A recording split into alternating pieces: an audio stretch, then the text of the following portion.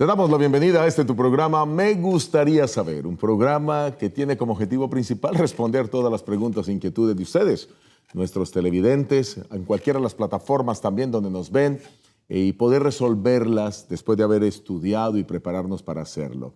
Si usted tiene inquietudes con respecto a la Biblia o cualquier otro tema espiritual, por favor escríbanos a nuestro correo tv@suntv.org, tv@suntv.org, que con gusto vamos a responder esas inquietudes en la medida de nuestras posibilidades y conocimiento. Muchas gracias también por los aportes que ustedes brindan a Sun TV para hacer posible que este canal siga adelante con sus donaciones y de esta manera el Evangelio se pueda propagar por todo el mundo hispano alrededor del planeta Tierra. Gracias por ello. Vamos a presentarles a las personas que tenemos hoy. Pastor Esteban Bor, gracias una vez más por estar con nosotros. Dios le bendiga. Un placer. Y Pastor Salazar, gracias por estar nuevamente con nosotros en este programa Me Gustaría Saber. Un honor estar aquí con ustedes. Que Dios pueda usarles, y usarnos Amén. En la presentación y en la solución de cada una de estas inquietudes. Amén. Y dando las respuestas satisfactorias a sus preguntas. Vamos a orar entonces. Voy a pedirle al Pastor Bor que tenga la palabra de oración. Oremos, Padre Celestial, venimos ante tu trono. Gracias porque podemos venir con confianza para pedir tu presencia en este programa. Sabemos que la sabiduría humana es insuficiente para tratar los grandes temas sobre la redención y por esa razón recurrimos a ti, el Dios omnisciente que tiene todas las respuestas a todas las preguntas. Pedimos tu compañía en este programa, abre mentes y corazones, danos entendimiento. Te lo pedimos en el nombre de Jesús. Amén. Amén. Amén. Amén. Amén. Muchas gracias, Pastor Bor. Vamos a entrar sin preámbulos a la pregunta. Desde Buenos Aires, pensé que era Buenos Aires, no, me está diciendo buenas tardes. Buenas tardes. Buenas tardes, estimados pastores. Mi nombre es Enrique y soy de Bolivia, qué lindo país. Quisiera preguntar acerca de Daniel capítulo 10, versículo 16, donde alguien semejante a un hijo de hombre toca a Daniel para animarlo. En mi entendimiento, esta persona es Jesús por la descripción dada. Pero más adelante, la misma persona que toca a Daniel dice que tiene que combatir con el príncipe de Persia y Grecia y ninguno lo ayuda sino Miguel, vuestro príncipe. ¿Cómo es esto posible si creemos que Miguel representa a Jesús? Así que él tiene una confusión. Nosotros vamos a ver eso en la Biblia. Realmente hay dos personajes en este capítulo, que es Miguel y Gabriel, y vamos a tratar de dilucidar la inquietud. Así que, adelante, Pastor Bor. Bueno, el punto clave, Pastor Manrique, es que en la primera parte del capítulo 10 hay dos personajes. Está un personaje que se describe en los versículos 5 y 6, y luego está otro personaje distinto que encontramos en el versículo 10 y 11, y luego hacia el final del capítulo tenemos los dos personajes. Así que tal vez lo mejor sería, Pastor Salazar, sería leer en cuanto al primer personaje, que serían los versículos 5 y 6. Correcto. En Daniel 10, 5 y 6 leemos lo siguiente. Dice allí, y alcé mis ojos y miré, y he aquí un varón vestido de lino y ceñidos sus lomos de oro de Ufaz. Su cuerpo era como de berilo, y su rostro parecía un relámpago, y sus ojos como antorchas de fuego, y sus brazos y sus pies como de color de bronce bruñido, y el sonido de sus palabras como el estruendo de una multitud. Ahora, yo tengo aquí una referencia marginal, porque algunas Biblias tienen referencias de ir a otro texto para explicar el que uno está leyendo. Y en la referencia marginal dice Apocalipsis 1, 13 al 15. Correcto. Que no hay duda alguna que está describiendo a Cristo Jesús. Tal vez sería bueno leer ese pasaje. Claro que sí. Apocalipsis 1 y el versículo 13 al 15. Dice allí la palabra de Dios en Apocalipsis 1, 13 al 15. Y en medio de los 7 candeleros a uno semejante al Hijo del Hombre, vestido de una ropa que llegaba hasta los pies y ceñido por el pecho con un cinto de oro. Su cabeza y sus cabellos eran blancos como blanca lana, como nieve, sus ojos como llama de fuego, y sus pies semejantes al bronce bruñido, refulgente como un horno, y su voz como estruendo de muchas aguas. No cabe duda que esto está hablando de Jesús. Está claro. Las características están muy claras. Y luego después, en el versículo 10 y 11, De Daniel 10. se aparece otro personaje Correcto. que toca a Daniel. Vamos a leer esos versículos. Correcto, dice allí el versículo 10 y 11 de Daniel 10. Daniel 10, 10 y 11. Y he aquí una mano me tocó e hizo que me pusiese sobre mis rodillas y sobre las palmas de mis manos. Y me dijo, Daniel, varón muy amado, está atento a las palabras que te hablaré y ponte en pie, porque a ti he sido enviado ahora. Mientras hablaba esto conmigo, me puse en pie temblando. Ahora, la pregunta es si este personaje es el mismo personaje Claro. que se acaba de describir en los versículos 5 y 6, y la respuesta es no. En ninguna parte dice que este personaje que toca a Daniel es el mismo personaje que se describe primeramente en el capítulo. Ahora, ¿cómo sabemos nosotros que este es otro personaje? Esa es la clave. La clave está en el último versículo, básicamente del capítulo 10, porque dice allí el versículo 21, después de que este ser que le tocó, le levantó, dice allí, pero yo te declararé lo que está escrito en el libro de la verdad, y ninguno me ayuda contra ellos, sino Miguel, vuestro príncipe. Así que está él mostrando que son dos personajes distintos. Claramente este personaje Gabriel, porque en el libro de Daniel es Gabriel el que viene y le explica la visión de los 2300 días a Daniel en el capítulo 9, etc. Así que hay dos personajes según la última parte del capítulo. De modo que el que se describe en los versículos 5 y 6 Es Miguel. es Miguel, y el que se encuentra en el versículo 10 y 11 que toca a Daniel es Gabriel. Amén. Y más adelante en el capítulo están los dos. Sí, quizás Correcto. lo que puede generarle confusión a la persona es el versículo 18, pastor. 18. Y aquel que tenía semejanza a de hombre me tocó otra vez y me fortaleció. Sí, pero en realidad eso no es ningún problema, porque en Daniel capítulo 9 dice que viene un hombre a tocarlo, pero Gabriel no es un hombre. Claro, semejanza. Está hablando ahí de Gabriel. Claro, de Gabriel. No está hablando de Miguel. Correcto. Sí, ok.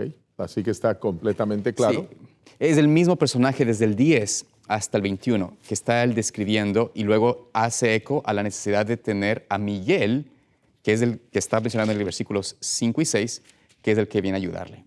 Muy bien. Correcto. Entonces ha quedado completamente claro esta pregunta. Esperamos que haya sido totalmente, querido Enrique, dilucidada tu inquietud, tú que nos escribes desde Bolivia. Vamos a nuestra siguiente pregunta, o la siguiente pregunta que nos han enviado. Esta es desde Chile.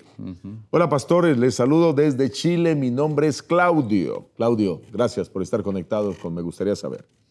Hace unos días en mi iglesia se predicó algo y quisiera que pudieran ayudarme a entenderlo mejor. El predicador decía que David fue fruto de una relación adúltera e hizo referencia a que hizo referencia a que por eso no estuvo considerado entre los hijos cuando se fue a escoger rey. Además utilizó el texto donde David dice, en pecado fui concebido, Salmo 51:5. Yo creo que no es así, pero quisiera que me dieran un poco más de luz respecto a este tema. Muchas gracias, queridos hermanos. Aquí, señores, tenemos un problema. Es la explicación del Salmo 51:5. En pecado me concibió mi madre. Existe ahora una manera de explicar este texto, así que aquí está. Vamos a leer el texto. Perfecto.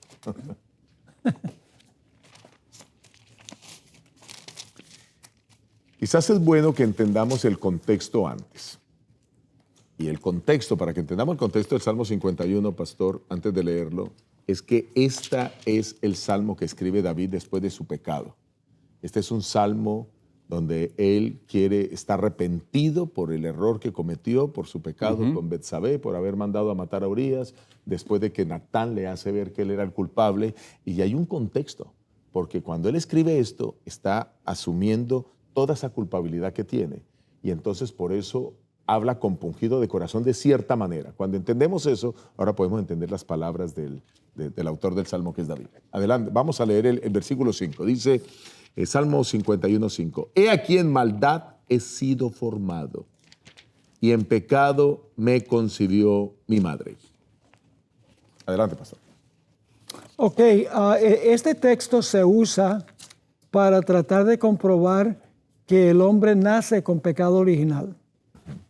Es decir, que el hombre nace ya perdido porque tiene la mácula, que es la palabra que usa la Iglesia Católica, de pecado original. Y por eso hay que bautizar al bebé lo más pronto posible para que no muera con la mancha de pecado original. Pero en realidad lo que David está diciendo es que todos nosotros heredamos de nuestros antecesores una naturaleza pecaminosa. Ahora, ¿qué es una naturaleza pecaminosa? Adán y Eva en el Edén, antes del pecado, tenían una naturaleza pura. Es decir, no tenían ninguna inclinación al mal. Toda su inclinación natural era hacia el bien. Pero cuando pecaron, se averió su naturaleza. Ahora tenían una naturaleza pecaminosa que estaba inclinada al mal. Por haber pecado la primera vez, ahora están inclinados al mal. Por esa razón, ellos traen a luz a Caín. Caín nació con la naturaleza pecaminosa de sus padres. Y los descendientes de Caín también, y los descendientes de Abel, también tenían la naturaleza pecaminosa. Ahí el punto clave es que tener una naturaleza pecaminosa no es pecado. Es pecado cuando se permite que la naturaleza pecaminosa se exprese en acciones pecaminosas, pensamientos pecaminosos, etc. Porque la Biblia define lo que es el pecado. El pecado es transgresión de la ley. La hermana White dice que esa es la única definición en la Biblia de lo que es el pecado. Ahora, hay otras definiciones, pero siempre se reducen a esa definición. El pecado es transgresión de la ley. El pecado no es tener una naturaleza pecaminosa inclinada al mal, torcida hacia el mal, con tendencia hacia el mal, sino que es el pecado cuando una persona permite que esa naturaleza pecaminosa se exprese en acción. Quiere decir que los que pasan por el tiempo de angustia todavía van a tener su naturaleza pecaminosa. Es decir, Dios no quita la naturaleza pecaminosa, sino hasta que transforme este cuerpo vil a semejanza de su cuerpo de gloria. Tendremos entonces carne santa. Pero hasta que Dios haga esa transformación, no tenemos carne santa, tenemos una naturaleza pecaminosa. Ahora, ¿qué va a pasar con los que pasan por el tiempo de angustia después del cierre de la gracia, cuando ya no hay intercesor? Ellos van a tener la naturaleza pecaminosa, pero estará totalmente bajo el control del Espíritu Santo.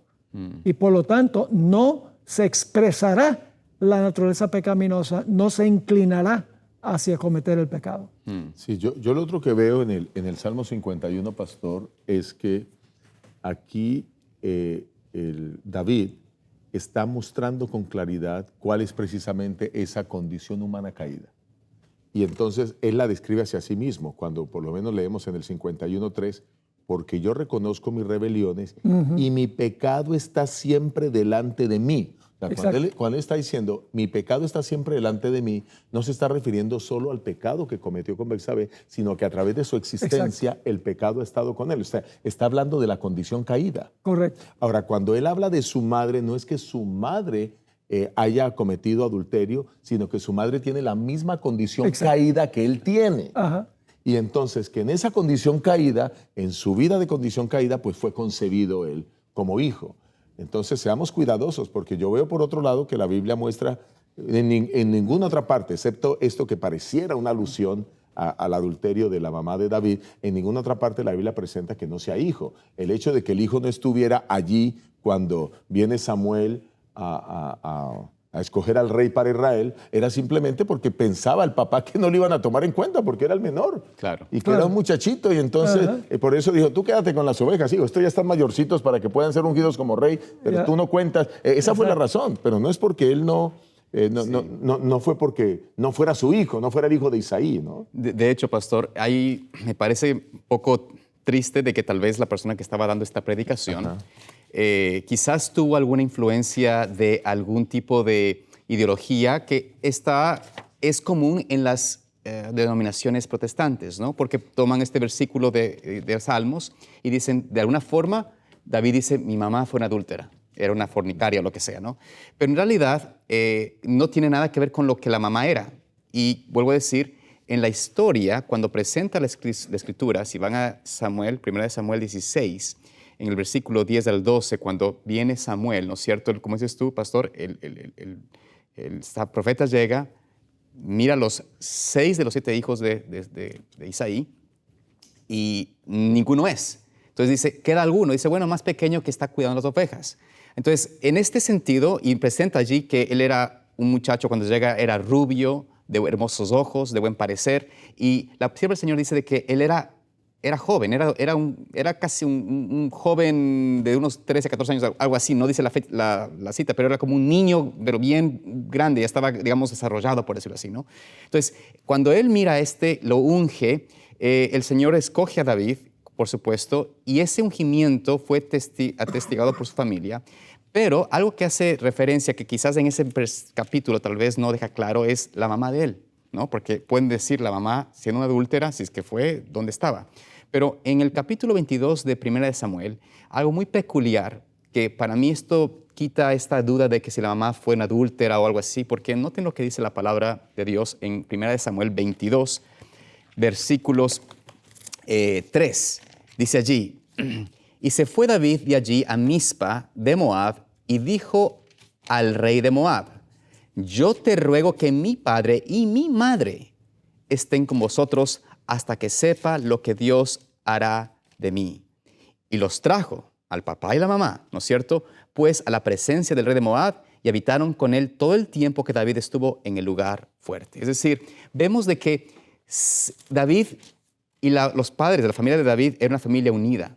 En el versículo 1 inclusive habla de que los hermanos vinieron con su papá y su mamá. Entonces, era una familia unida. No había esta idea de que la mamá era una adúltera o una fornicaria o en algunas ideas que se presentan hoy en día de que la mamá murió o algo por el estilo. No. Este hecho presenta que David cuidó de sus padres. La palabra del Señor dice de que él cuidó de sus padres amantes porque amaba a sus padres. Entonces, no era una relación de fornicación, adulterio. Ellos eran una familia que habían dado un buen ejemplo a David, ¿no? Y no era esa madre adúltera como presenta este argumento. Bueno, yo pienso que ya con eso estamos respondiendo a la pregunta. Pastor, ¿hay algo más que quiera agregar? El Señor Jesucristo tiene su genealogía en Mateo el capítulo 1. Ajá. Y quiero mencionar particularmente 2 de los personajes que se mencionan en el linaje de Jesús, de donde desciende la humanidad de Cristo. Claro. Uno es Manasés. Ese no era ni hebreo, era hebreo de raza, Sí. pero era un pagano, un rey malo, pagano. Malísimo. ¿Y qué diríamos de Amón? Ese era peor todavía y gobernó muchísimos años. Sin embargo, está en la genealogía de Jesús. Jesús heredó del linaje de sus antecesores. Jesús tenía la naturaleza pecaminosa, pero estuvo siempre bajo el control del Espíritu Santo. Ahora, aquí viene un punto importante. La hermana White dice que en la resurrección, bebés que murieron serán llevados por los ángeles y colocados en los brazos de su madre. Correcto. Ahora, si tener una naturaleza pecaminosa es pecado, No podrían ser devueltos. entonces no se pueden devolver. Están condenados. Claro. Pero el hecho es que ellos no habían alcanzado la edad cuando podían decidir permitir que la naturaleza pecaminosa se manifestara en acciones pecaminosas. Y por lo tanto, no eran responsables en ese momento. Así que tenemos que distinguir entre tener una naturaleza pecaminosa inclinada al pecado, con tendencias al pecado, Sí. contorcida al pecado, y decir que una persona nace pecadora y perdida ante la vista de Dios. Amén. Sí, y quizás quiero ilustrar eso que acaba de decir, pastor. Un bombero entra en un incendio de una casa que se está quemando a sacar a una persona. El bombero está rodeado por las llamas, el fuego, pero él lo que hace es repeler el fuego. Él no es fuego. El hombre no es que sea pecado, pero está rodeado por las llamas. Nosotros, como Jesucristo. Jesucristo vino a este mundo, vivió, tuvo esa naturaleza pecaminosa heredada, como usted lo acaba de declarar, pero no se contaminó con el pecado. Así que podemos estar rodeados del pecado y no contaminarnos. Sí. Podemos estar rodeados, pero no Correcto. contaminarnos. Así que, porque ese mal concepto pues se difunde por algunos predicadores. Claro, y el tema es que esto ha traído una serie de conflictos en el entendimiento del Evangelio, de lo que el Evangelio quiere hacer en nosotros. El pensar de que nosotros tenemos esta naturaleza que ya es pecadora en sí misma, o sea, que ya es pecado, convierte la idea o hace ese pensamiento de que vencer, tener victoria sobre el pecado es imposible. Y humanamente hablando, hemos hablado de esto muchas veces, es imposible humanamente. Por eso Cristo nos vino a dar de su justicia, de su gracia, para darnos, imputarnos su justicia, pero darnos el poder para obedecer, el poder para tener la victoria, el poder para poder obrar conforme a su voluntad y estar en armonía con su santa ley. Pero cuando pensamos de que esta naturaleza que tenemos ya es en sí mismo de pecado, pues entonces tenemos que aceptar esta ideología contra la Escritura de que estaremos pecando hasta que Jesús regrese. O sea, que no hay manera de vencer el pecado y por ende justificamos la existencia del pecado. Damos una razón a la existencia del pecado. Entonces, no tenemos sino una derrota, pero Cristo nos dice, no, en Cristo todo es posible y todo lo podemos en Cristo que me fortalece. A veces cuando hablamos del mensaje del primer ángel, Sí. nos enfocamos solamente en el versículo 6, donde se predica el Evangelio a toda nación, tribu, lengua y pueblo. Pero ese Evangelio es lo que hace Jesús por nosotros. El Evangelio es que vivió una vida perfecta, cargó nuestra culpa de pecado y por lo tanto nos representa como nuestro abogado, como nuestro intercesor. El versículo 6 se enfoca en lo que hace Jesús sin intervención nuestra. Pero entonces la gente no continúa con el versículo 7, donde está la respuesta que espera Dios de nosotros. Claro. 3 imperativos. Temed a Dios, que significa guardar su ley. Dadle gloria. O sea, la gloria que nos viene de Él, como decíamos en un programa anterior, se lo devolvemos a Él. Y adorad al Creador. Esos son mandatos imperativos. Es decir, cuando el Evangelio nos salva, Amén. el resultado es un cambio. Siempre. Y si no hay un cambio, es porque el Evangelio no nos ha transformado. Así es. Porque no hay conversión. La conversión genuina se manifiesta, como ya lo dijimos también en un programa anterior, cuando las personas sienten ese deseo de compartir el Evangelio con otros. Amén. Allí hay un asunto misional. Queda claro entonces el tema con el Salmo 51:5, y es que está hablando es de la naturaleza pecaminosa. En ningún momento está hablando de la naturaleza pecaminosa de David y la naturaleza pecaminosa de su madre. En ningún momento hablando acerca de que ella fue adúltera y entonces David es el fruto del pecado. De paso, la Biblia lo hubiera dicho, porque la Biblia no tiene problema en mostrar algunas mujeres que incluso fueron prostitutas en la genealogía de Jesús. Exacto. La Biblia no tiene problema con eso. No hubiera habido problema que la Biblia lo presentara, pero este no es el caso. Amén. Así que esperamos con esto haber podido resolver esta inquietud que nos hace Claudio desde Chile. Y bueno, a todos los que nos ven, pues quiero decirles que envíen sus preguntas a tv@suntv.org, tv@suntv.org. Esperamos verles pronto, que Dios les bendiga y gracias por estar conectados. Dios les acompañe.